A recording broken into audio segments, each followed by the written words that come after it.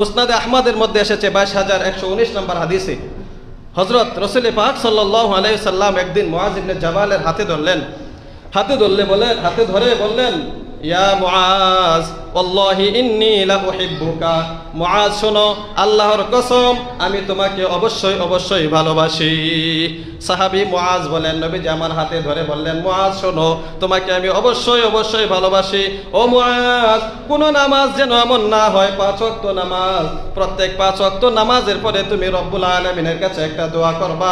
এই দোয়াটা তুমি এভাবে করবা, আল্লাহুম্মা আইন্নী আলা যিকরিকা ওয়া শুকরিকা ওয়া হুসনি ইবাদাতিক। অর্থাৎ, আয় আল্লাহ, আমি আপনার কাছে সাহায্য চাই, আপনি আমাকে সাহায্য করেন। আলা যিকরিকা, আপনার স্মরণ যেন করতে পারি, জিকির যেন করতে পারি। ওয়া শুকরিকা, আপনার শুকরিয়া যেন আদায় করতে পারি। ওয়া হুসনি ইবাদাতিক, যেন ভালো সুন্দর ইবাদত করতে পারি। সুবহানাল্লাহ।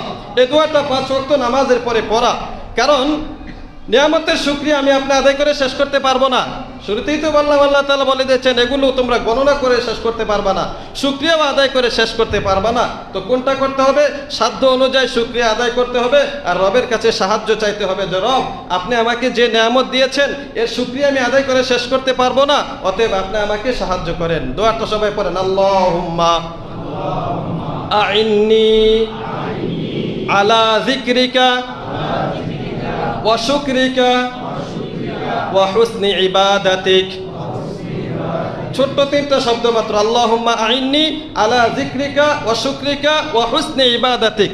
আল্লাহুম্মা আইন্নী আলা যিকরিকা ওয়া শুকরিকা ওয়া হুসনি ইবাদাতিক। এই দোয়াটা 5 ওয়াক্ত নামাজের পরে রব্বুল আলামিনের কাছে এই কথাটা জানায় দেওয়া যে, রব, আমাদের সামর্থ্য কুলাবে না আপনার নিয়ামতের শুকরিয়া আদায় করা, আমাদের সামর্থ্য কুলাবে না পরিপূর্ণভাবে হক আদায় করা, তো এই জন্য আপনি আমাদেরকে সাহায্য করে দিয়েন। এইভাবে দোয়া রব্বুল আলামিনের কাছে করা।